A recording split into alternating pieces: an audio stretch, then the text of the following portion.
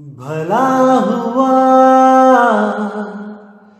मेरी माला टूट गई, मैं राम भजन से छूटी। भला हुआ मेरी माला टूट गई, मैं राम भजन से छूटी। मेरे सिर से टली बला, भला हुआ मेरी माला टूट गई, मैं राम भजन से छूटी। मैं राम भजन से छूटी। नमस्कार मेरे प्यारे भाइयों, मेरे परमात्मा के प्यारे जीव हंसों। मैं हमेशा मालिक से यही दुआ करूंगा कि आप सब मेरे भाइयों का विवेक पहले से ज्यादा और ज्यादा और ज्यादा से ज्यादा बढ़ता ही जाए। बस मेरे दिल की यही अरदास है कि ऐसी कोई चीज ना रहे जो आपको समझ ना आए। हर चीज आपको बिल्कुल क्रिस्टल क्लियर होती जाए। बस यही चाहूंगा मैं, यही अरदास करूंगा उस बंदी छोड़ से, उस परमपिता परमात्मा से कि वो आपके विवेक शक्ति में बढ़ोतरी करता ही जाए और ऐसा कोई भी अज्ञान ना रहे इस दुनिया में जो आपको 1% भी भ्रमित कर पाए। कुछ ना रहे ऐसा। आपका ये भाई आपकी पूरी मदद करने के लिए तैयार है। बस आप निष्पक्ष भाव से इस सत्संग को सुनते रहिए और उस पर विचार करते रहिए। विवेक लगाइए कि जो मैंने बात कही है वो सत्य है या असत्य है। जवाब मेरे भाई आपके अंदर से ही आएगा। उस परमात्मा का जवाब आपके अंदर से आएगा। बस उसको पहचानने की कोशिश करो। साहिब बंदगी। और दोस्तों, आपको बताना चाहूंगा कि काफी दिनों से कुछ लिंक व्हाट्सएप पे शेयर किए जा रहे हैं जिसमें कुछ गुरुओं की फोटो लगाई गई है और कुछ भड़काऊ से शब्दों से टाइटल दिया गया है। दोस्तों, ऐसे किसी भी चैनल से हमारा कोई लेना देना नहीं है। आप उनको बिल्कुल ना देखें, बिल्कुल भी ना देखें, क्योंकि वो सत्संग हमारे ही अपलोड कर रहा है और गलत फोटो लगा लगा के दुनिया को भ्रमित कर रहा है। बिल्कुल भी उनका चैनल ना तो सब्सक्राइब करें और जिन्होंने किया है वो अनसब्सक्राइब कर दें। बिना मेरी परमिशन के जो सत्संग अपलोड किए जा रहे हैं ये बिल्कुल गलत बात है। आप ये सब बंद करें। और कोई भी मेरा भाई अगर अपने चैनल पे कोई सत्संग मेरा चलाना चाहता है तो पहले परमिशन लो। प्रचार में योगदान करना है तो बिल्कुल सही तरीके से करो। किसी भी गुरु की फोटो नहीं लगानी है। सब गुरु मेरे बड़े अपनी अपनी ठौर। शब्द विवेकी पारखी सो माथे का मोर। हमने हर गुरु की इज्जत करनी है। हमें किसी भी गुरु से हमारा वैर नहीं है भाई। हर गुरु अपनी अपनी सीमा में अपने अपने शिष्यों को ज्ञान दे रहा है। जहां तक उसकी पहुंच है वो अपने अपने शिष्यों को पहुंचा रहा है। क्या दिक्कत है इसमें? इसलिए मेरे भाई ये जो गलत काम है इसको बंद करो और अगर करना ही है तो सही से करो। जैसे मैं किसी की फोटो नहीं लगाता हूं, आप भी मत लगाएं। साहिब भाई। तो दोस्तों, आज जो वाणी लेने जा रहे हैं वो कबीर साहब की वाणी है। संतों सहज समाधि भली है। बहुत प्यारी वाणी है दोस्तों। पूरा मन लगा के, पूरा विवेक लगा के इस वाणी को समझना है और इस वाणी को सुन के आपके बहुत से भ्रम एकदम खत्म हो जाएंगे दोस्तों। पूरा विवेक लगा के सुनना है। तो क्या कहती है वाणी? संतों सहज समाधि भली है, गुरु प्रताप जिस दिन से जगी है, दिन दिन अधिक चली है। जहां जहां डोलूं सो परिक्रमा, जो जो करूं सो पूजा। जब सोऊं तब करूं दंडवत, भाव मिटाऊं दूजा। तो इस वाणी में साहेब सहज समाधि के बारे में बता रहे हैं कि क्या होती है सहज समाधि। क्योंकि आजकल आपने देखा होगा कई पंथ चल रहे हैं जो अपना नाम जिन्होंने रख दिया है सहज समाधि, सहज योग, विहंगम योग। कई ऐसे पंथ चल रहे हैं जो भ्रमित करने के लिए ऐसा नाम रख देते हैं जिससे लगता है कि यह बिल्कुल सही रास्ता है। लेकिन दोस्तों, भ्रमित नहीं होना है। हमने केवल नाम पे नहीं जाना है, हमने ये देखना है कि अंदर करवाया क्या जा रहा है। क्या ये सच में सहज योग है जो बाहर बोर्ड लगा है? क्या ये सच में विहंगम योग है जैसा पंथ का नाम रख दिया है?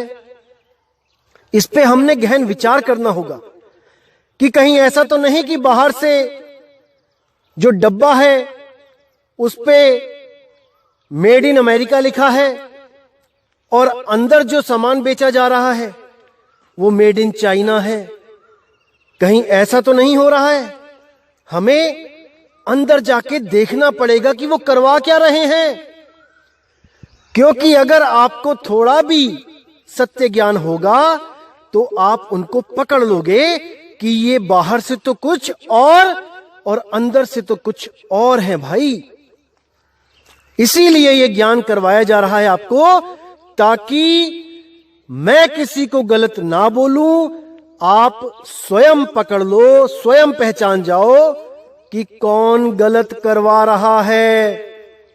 इसीलिए बिना किसी का नाम लिए हर भेद खोला जा रहा है। तो क्या कहती है वाणी? संतों सहज समाधि भली है। कि बहुत से योगी समाधि ले लेते हैं।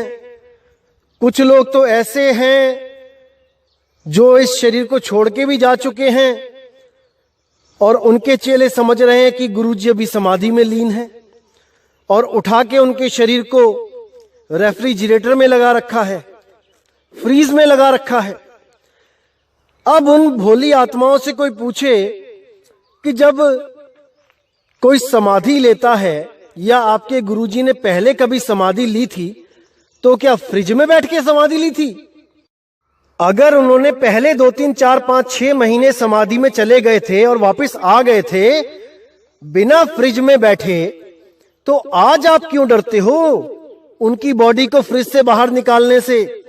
अरे अगर वो सच में समाधि में होंगे तो वो वापस आ जाएंगे, बदबू नहीं मारेगा शरीर। ये समाधि का बहुत बड़ा गुण होता है कि सूक्ष्म शरीर कहीं भी चला जाए इस देह को छोड़ के, लेकिन इस देह में बदबू नहीं आती। चाहे 3 महीने के लिए चला जाए, चाहे 6 महीने के लिए, लेकिन इस देह से बदबू नहीं आएगी। ये बहुत बड़ा गुण होता है समाधि का। पुराने टाइम में हजारों सालों की समाधि में लीन हो जाते थे ऋषि मुनि, लेकिन उनका शरीर बास नहीं मारता था, सड़ता नहीं था। दीमक अपना घर बना लेती थी शरीरों पे, लेकिन फिर भी बास नहीं मारता था। तो आज क्यों डरते हो मेरे भाई? अगर सच में समाधि ली है किसी ने तो वापस आएगा, डर किस बात का है? तो साहिब कहते हैं कि ऐसी ऐसी समाधियां लेने वाले आए इस दुनिया में कि कई कई साल तक समाधि में लीन रहे, लेकिन फिर भी उनको मुक्ति नहीं मिली, क्योंकि उनकी समाधि सहज समाधि नहीं थी। इसको समझना है भाई मेरे कि सहज समाधि होती क्या है। तो साहिब यहां बिल्कुल क्लियर कर रहे हैं, संतों सहज समाधि भली है, गुरु प्रताप जिस दिन से जगी है, दिन दिन अधिक चली है। यानी जब से मुझे सहज समाधि से गुरुजी ने जोड़ दिया है। तब से ये लगन ऐसी लग गई है कि ये बढ़ती ही जा रही है, बढ़ती ही जा रही है। अपने निज स्वरूप को प्राप्त करने के लिए ये बेचैन हुई पड़ी है। अब ये और नहीं रहना चाहती इस दुनिया में, अपने स्वरूप में स्थित होना चाहती है। कौन? सुरती। तो कहते हैं जहां जहां डोलो सो परिक्रमा, जो जो करूं सो पूजा। अब मुझे तीर्थों में जाने की जरूरत नहीं पड़ रही है, मंदिर मस्जिद गुरुद्वारे इनके चक्कर लगाने की जरूरत नहीं पड़ रही है। अब जहां जहां डोलूं सो परिक्रमा। अब जहां पे भी मैं चलता हूं वो मेरी परिक्रमा हो रही है, उस परमात्मा की मैं परिक्रमा कर रहा हूं। जहां जहां डोलूं सो परिक्रमा, जो जो करूं सो पूजा। अब मुझे कोई घी के दिए बनाने की जरूरत नहीं पड़ रही है, उनको जलाने की जरूरत नहीं पड़ रही है, घंटियां बजाने की, शंख बजाने की जरूरत नहीं पड़ रही है। अब जो जो करूं सो पूजा। मैं खा रहा हूं, मैं पी रहा हूं, मैं चल रहा हूं, मैं कोई काम कर रहा हूं, ये सब मेरी पूजा में ही गिना जा रहा है, क्योंकि मैं 24 घंटे सिमरन कर रहा हूं, अपने शब्द गुरु को याद कर रहा हूं। जब सोऊं तब करूं दंडवत, भाव मिटाऊं दूजा। अब मुझे गुरु के पास जा जाकर दंडवत करने की जरूरत नहीं पड़ रही है कि गुरुजी सामने आए और मैं दंडवत करूं। अरे जब जब मैं सोता हूं, लेटता हूं, तब तब मैं दंडवत ही कर रहा हूं। तो आगे क्या कहते हैं? आंख न मूंदो, कान न रूंदो, तनिक कष्ट मत धारो, खुले नयन पहचानो हंस हंस, सुंदर रूप निहारो।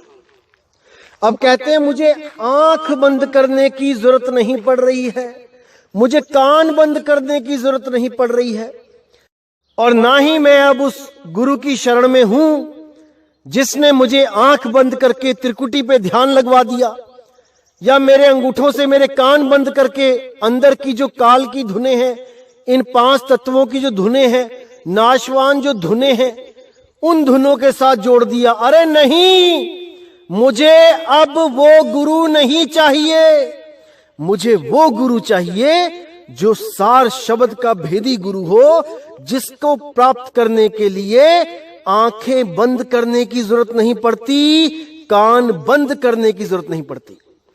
अरे मेरे भाई, थोड़ा सा विवेक लगाओ।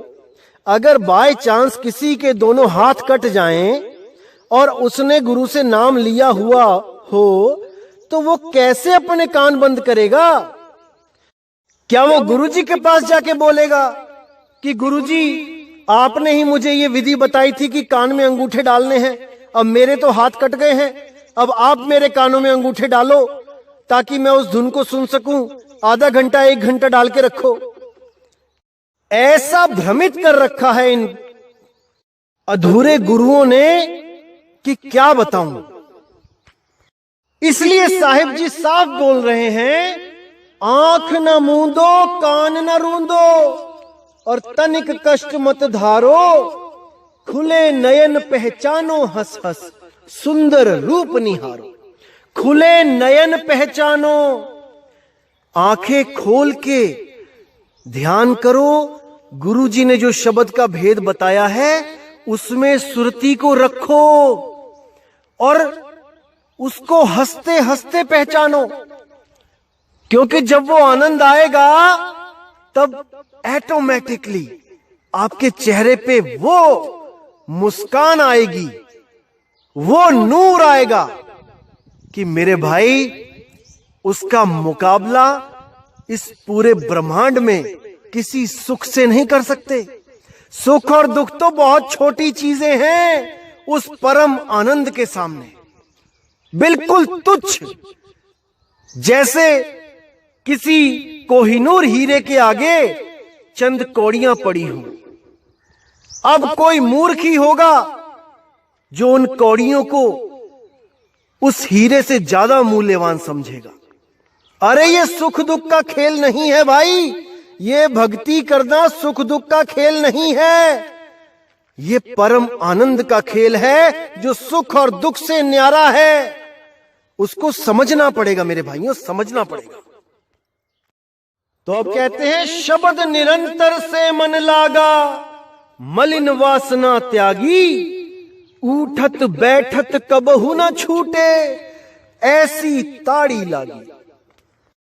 तो अब कह रहे हैं कि शब्द निरंतर से मन लागा, यानी अब मेरी सुरती उस शब्द से जुड़ गई जो निरंतर हो रहा है, जो रुक रुक के नहीं चलता, बदलता नहीं है कि अभी शंख बना था, थोड़ी देर में वीणा बन गया, फिर थोड़ी देर में बांसुरी बन गया।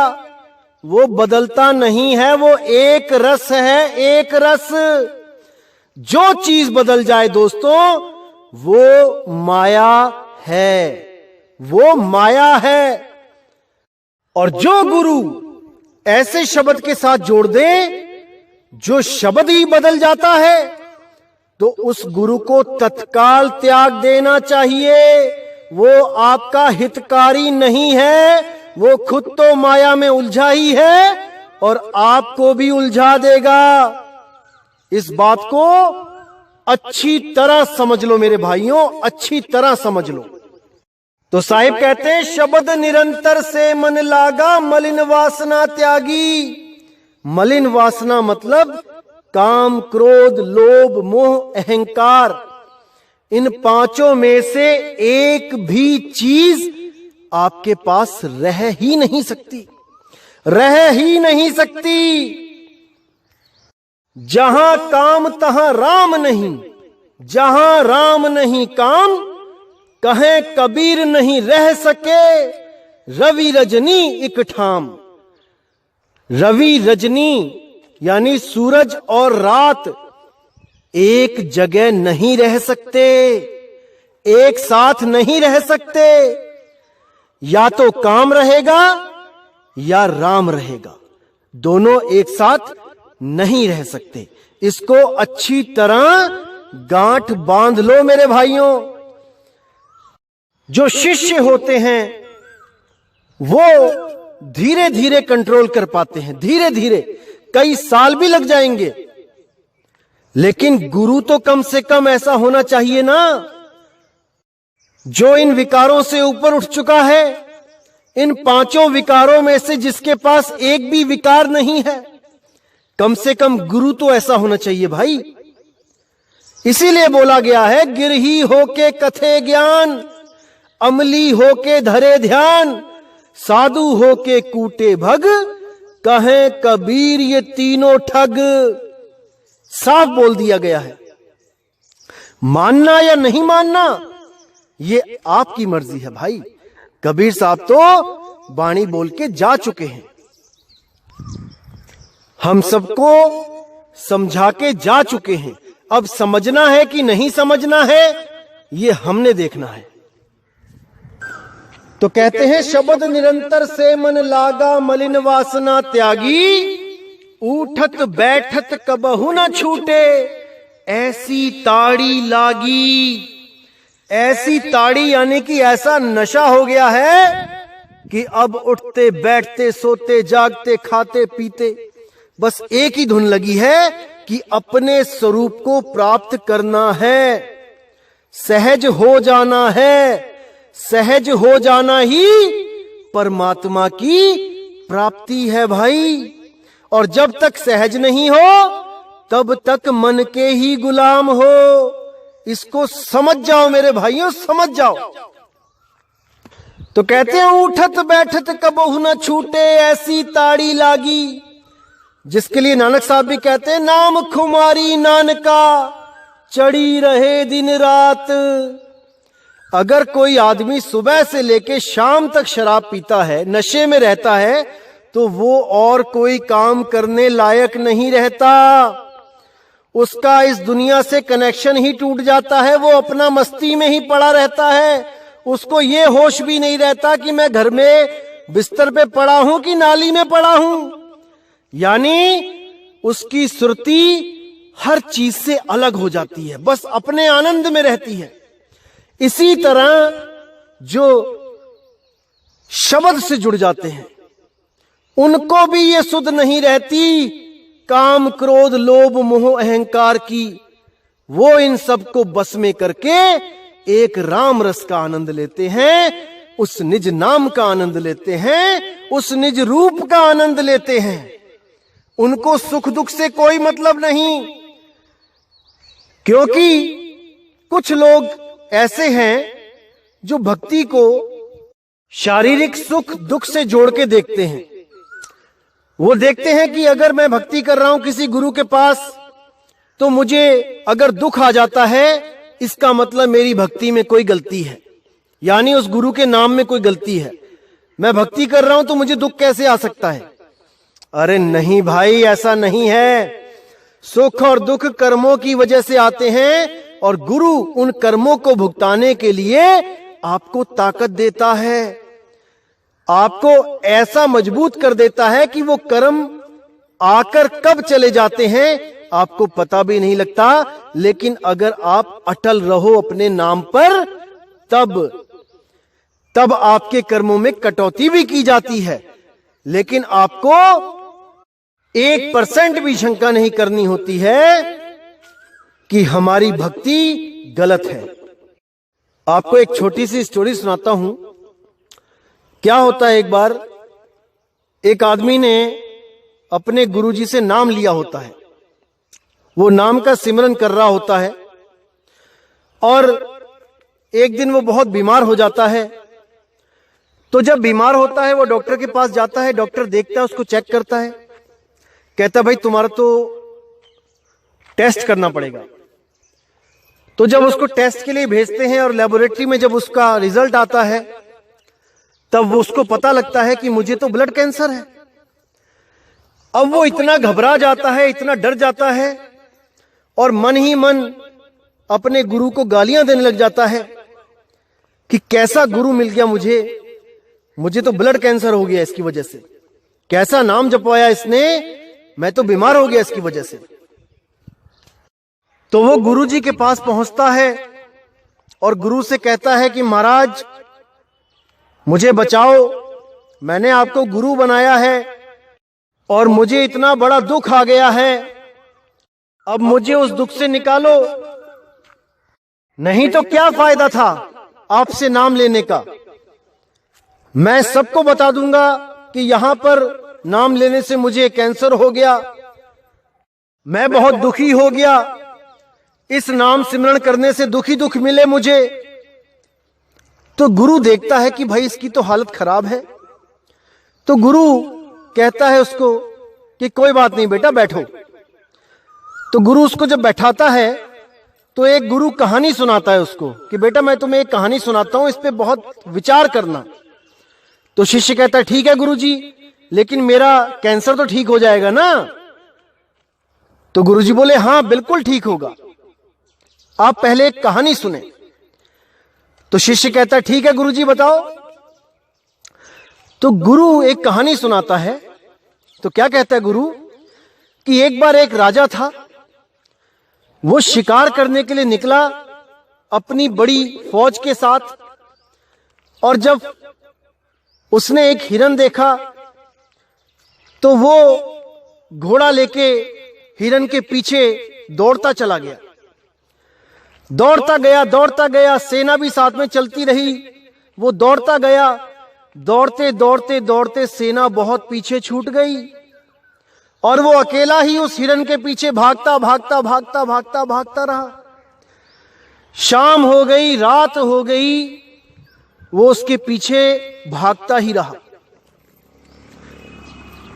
तो जब रात हो गई और पूरे जंगल में शेरों की दहाड़े सुनाई देने लगी तो वो राजा घबरा गया कि अरे एक हिरन के चक्कर में मैं कहां आ गया अकेला, और अब यहां चीते बाघों की आवाजें, शेरों की आवाजें आ रही हैं, क्या करूं? तो देखता है पास में एक कुटिया, वहां पर आग जल रही है, अंदर से रोशनी आ रही है। तो परमात्मा का शुक्र करता है कि शुक्र है कि कोई तो है यहां जंगल में। तो जाके जब उस कुटिया में झांकता है तो हैरान हो जाता है, इतनी बदबू उस कुटिया में, उस झोपड़ी में इतनी बदबू। सोचता है यहां पर रहता कैसे है कोई, इस भयानक बदबू में कौन रहता है?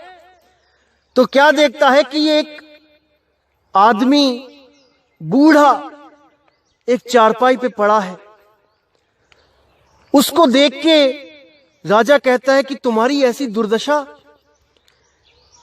इतना बुरा हाल।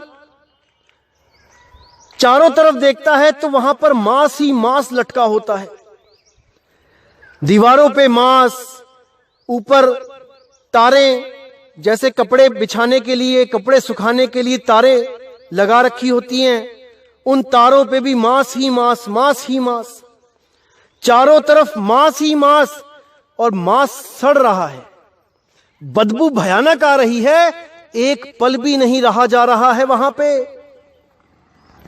और राजा हैरान है कि ये कैसे रुका हुआ यहां पे, ये छोड़ के चला क्यों नहीं जाता इस झोपड़ी को? तो उससे पूछता है, भाई तुम कौन हो? तब वो बूढ़ा आदमी कहता है कि मैं एक शिकारी हूं, मैं जंगल में शिकार करता हूं और मैं बहुत कमजोर हूं, इसलिए मैंने पहले से ही ये मांस अपने लिए बचा बचा के लटका रखा है, ताकि मुझे बाहर ना जाना पड़े और मैं इसी को ही खा के जब तक मैंने जीना है जीवित रहूं। तो राजा कहता है कि भाई कमाल हो गई, ये तो ऐसी दुर्दशा, ऐसी महाबदबू में तुम कैसे रहते हो? तो वो शिकारी बोला कि भाई मेरी चिंता मत करो, तुम बताओ तुम कौन हो और यहां क्या कर रहे हो? तब वो राजा बोला कि देख भाई, मैं तेरे इस राज्य का राजा हूं, मैं बहुत बड़ा राजा हूं और मैं शिकार करता करता इस जंगल में भटक गया हूं और अब मुझे एक रात के लिए तेरे पास शरण चाहिए। तो वो कहता है कि राजा, मैं तुम्हें शरण नहीं दे सकता। तो राजा कहता है कि क्या बात कर रहे हो, बाहर शेर चीते हैं, मैं बाहर रहूंगा तो वो खा जाएंगे, मुझे अंदर आने दो, मुझे एक रात रहने दो। लेकिन वो शिकारी कहता है, नहीं राजा, तुम यहां नहीं रह सकते। राजा कहता है, क्यों नहीं रह सकता, मुझे बताओ तो, क्या तुम्हारे पास खाने के लिए कुछ नहीं है मुझे देने के लिए, इसलिए मुझे कहना चाहते हो कि तुम चले जाओ? तो वो बोला कि ऐसी बात नहीं है, मेरे पास दाल चावल भी पड़ा है, मैं उसको पका सकता हूं, मैं खिला सकता हूं आपको। तो राजा बोला, फिर क्या दिक्कत है, एक रात की ही तो बात है। तब वो राजा से बोला, नहीं राजा, बहुत से लोग आते हैं और एक रात के लिए मेरी झोपड़ी में रुकने की अरदास करते हैं और सुबह को यहां से कोई जाना नहीं चाहता, मुझे बहुत धक्के दे दे के निकालना पड़ता है। मुझे पता है तुम भी मेरी झोपड़ी खाली नहीं करोगे, इस पे अपना हक जमाओगे। तो राजा कहता है कि कैसा मूर्ख प्राणी है ये, अरे मेरा बस चले तो मैं यहां पर एक सेकंड ना रहूं और ये कह रहा है कि तुम मेरी झोपड़ी पे हक जमाओगे, मेरी झोपड़ी को छोड़ के नहीं जाओगे, कैसा मूर्ख प्राणी है ये। मन ही मन उसका उपहास उड़ाते हुए सोचता है कि लगता है कभी इसने राजघराने का ऐशो आराम नहीं देखा, वरना ये कभी ये बात ना बोलता कि मेरी झोपड़ी में तुम अपना हक जमाओगे, इसको छोड़ के जाने के लिए तैयार नहीं होगे। लेकिन फिर भी वो अरदास करता है कि भाई मैं राजा हूं, मैं चक्रवर्ती सम्राट हूं, मैं तुम्हें वचन देता हूं कि सुबह होते ही मैं तुम्हारी झोपड़ी खाली कर दूंगा, ये मेरा वादा है, चक्रवर्ती सम्राट का वादा है। तो वो बूढ़ा शिकारी कहता है कि देख लो भाई, महाराज जी मुकर मत जाना, पता लगा तुम्हें भी धक्के देके निकालना पड़े यहां से। तो राजा हंसने लग जाता है, कहता है अरे कैसी मूर्खता वाली बातें करते हो, मैं वचन देता हूं कि मैं यहां एक पल भी नहीं रुकूंगा, सुबह होते ही मैं तो अभी छोड़ दूं इसको, लेकिन मेरे पास कोई विकल्प नहीं है, मैं नहीं जा सकता कहीं। तो वो बूढ़ा शिकारी मान जाता है, कहता है कोई बात नहीं, एक रात की बात है, आप रुक जाओ। तो राजा को कुछ भोजन देता है खाने को। राजा उस झोपड़ी में रुक जाता है और सोने की कोशिश करता है उस भयानक बदबू में। धीरे धीरे धीरे उसको नींद आने लगती है और उसको जो बदबू थी वो खुशबू में बदल जाती है। वो उस खुशबू में रमने लग जाता है और रमता रमता रमता सो जाता है। अब जब सुबह उठता है तो बूढ़ा शिकारी बोलता है कि महाराज जी आपके जाने का समय हो गया है, अब आप अपने राजमहल को जाइए। तो वो राजा बूढ़े शिकारी के चरणों में गिर जाता है और कहता है कि हे प्रभु, हे मेरे मालिक, मुझे इस झोपड़ी से मत निकालो, मुझे इस झोपड़ी में रहने दो, मैं आपका दास बन के रहूंगा, मुझे कृपया करके यहीं रहने दो, मुझे मत निकालो। तब वो बूढ़ा शिकारी कहता है महाराज ये तो बिल्कुल गलत बात है, आपने मुझे वचन दिया था कि आप सुबह होते ही मेरी झोपड़ी खाली कर दोगे, लेकिन आप मुझे वादा खिलाफी कर रहे हो मेरे साथ, आप मुझे धोखा दे रहे हो। तो जब इतनी स्टोरी वो शिष्य सुनता है गुरुजी के द्वारा,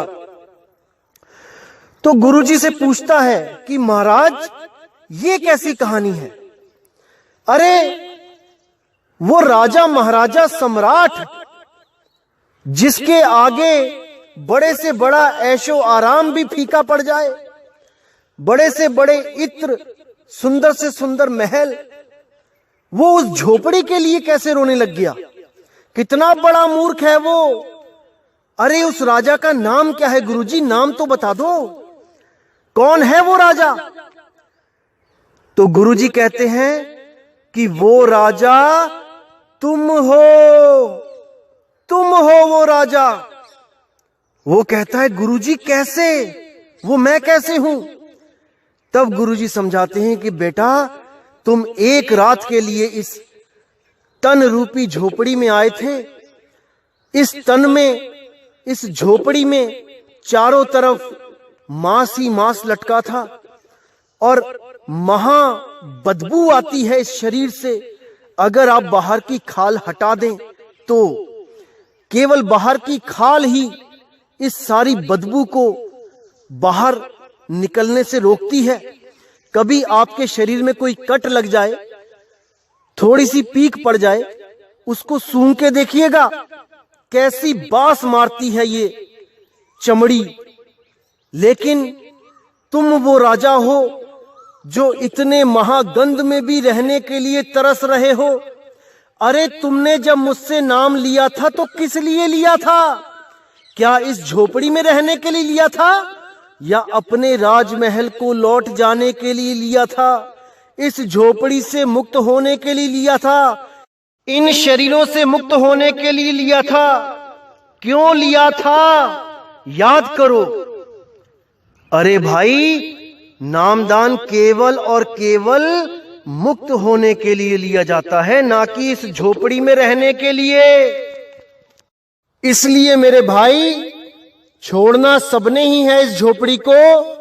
उससे पहले पहले उस अवस्था को प्राप्त कर लो जिसको प्राप्त करने के बाद आपको इस झोपड़ी की जरूरत नहीं पड़ेगी।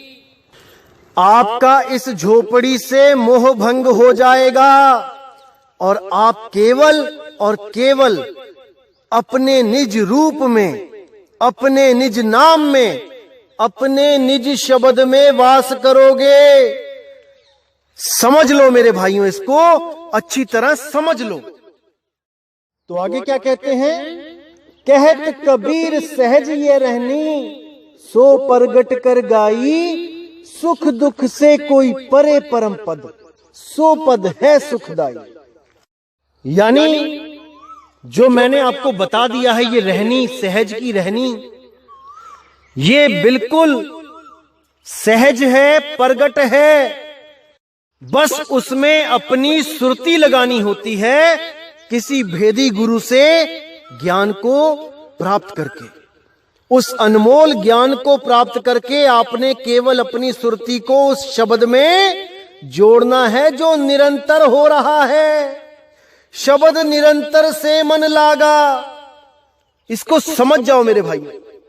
और ये वो शब्द नहीं है जो श्वासों में चल रहा है, ओम सोहम या सोहम या कोहम या मैं तू या वो हम, ऐसा कुछ नहीं है भाई। ये नकली शब्द है, ये 5 तत्वों द्वारा निर्मित शब्द है, जो एक दिन खत्म हो जाएगा, मर जाएगा, जिसके लिए बोला गया है जाप मरे अजपा मरे अनहद भी मर जाए, सुरत समाए शब्द में वाको काल न खाए। वो कौन सा शब्द है? वो निरंतर शब्द है जिसमें सुरती को लगाना है, जो एक रस है, जो कभी बदलता नहीं, जो शंख, वीणा, बादलों की गर्जना, बांसुरी, नगाड़े, इन सब से न्यारा है। ये सब काल की धुनें हैं भाई, ये सब 3 लोक की धुनें हैं। इनसे बच के रहना है भाई, बच के। तो कहते हैं सुख दुख से एक परे परम पद, सो पद है सुखदाई। ना तो सुख और ना ही दुख, इन दोनों ही अवस्थाओं से परे आनंद, शाश्वत चैतन्य अवस्था, जिसके सामने हर सुख दुख फेल है, फीका है। उस अवस्था को जब आप प्राप्त करोगे तब आपको समझ में आएगा कि असल में कबीर मूल ज्ञान है क्या चीज। क्या है कबीर मूल ज्ञान? ये ओम सोहम मंत्र, ज्योत निरंजन ओंकार रारंकार सोहं सतनाम मंत्र, सतपुरुष अकाल मूरत शब्द स्वरूपी राम मंत्र, अरे ये सब तो मैन मेड मंत्र हैं, इंसानों के द्वारा बनाए गए हैं। इसीलिए बोला कबीर साहब ने, तंत्र मंत्र सब झूठ है, इनमें ना उलझे कोई, और सार नाम जाने बिना कागा हंस ना होए। वो कौवा हंस नहीं बन सकता भाई जब तक सार नाम ना मिल जाए। और सार नाम कैसे मिलता है? इसका मतलब ये नहीं कि आपको 10-12 साल पहले ओम सोहम जपवा दिया जाएगा या कोई 5 नाम 7 नाम जपवा दिए जाएंगे, फिर उसके द्वारा कोई प्राप्ति होगी, वो सार नाम है। या कुछ सालों के बाद आपको एक मंत्र और पकड़ा दिया जाएगा, उसको भी श्वासों के साथ जपना है, वो सार नाम है। बिल्कुल नहीं। साहिब कहते हैं सोई गुरु पूरा कहाए, जो 2 अक्षर का भेद बताए, एक छुड़ाए एक लखाए, तब प्राणी निज घर को जाए। जब वो सारनाम दिया जाता है तो बाकी जितने 52 अक्षर हैं उन सबको छुड़वा दिया जाता है। कुछ भी नहीं जपना, केवल और केवल सार नाम का सिमरण करना है। उसके अलावा सुरती कहीं नहीं जानी चाहिए आपकी, क्योंकि सारा खेल सुरत का ही है भाई। जहां आसा तहां वासा, जहां पे आपकी आस लगेगी आपका वास ऑटोमेटिकली वहीं हो जाएगा। इसीलिए बोला गया है कि किसी जड़ वस्तु में कहीं पर भी सुरती नहीं लगानी है, केवल और केवल शब्द में सुरत समानी चाहिए। शब्द में सुरत समाए तब मुक्ति मिलेगी भाई, अन्यथा नहीं। तो दोस्तों, उम्मीद करता हूं कि आज के सत्संग से आपके काफी कंसेप्ट क्लियर हो गए होंगे और ऐसा कोई भ्रम नहीं रह गया होगा आपके दिमाग में जो आपको भ्रमित कर पाए। और अगर ऐसा कुछ रह भी गया है तो मैं अरदास करूंगा कि वो सारे भ्रम धीरे धीरे करके खत्म हो जाएं और आप केवल और केवल सत्य का साथ दे सको, इतना विश्वास पैदा हो सके कि सत्य और असत्य का निर्णय कर सको। तो दोस्तों, इसी के साथ मुझे विदा दीजिए। जय गुरु बंदी छोड़ वैराग साहिब, जय गुरु बंदी छोड़ साधु शरण साहिब, जय गुरु बंदी छोड़ मदन साहिब, जय जय गुरु बंदी छोड़ सतगुरु सत्य कबीर साहिब की सदा ही जय हो, सदा ही जय हो मेरे मालिक की साहिब बंदगी सतनाम।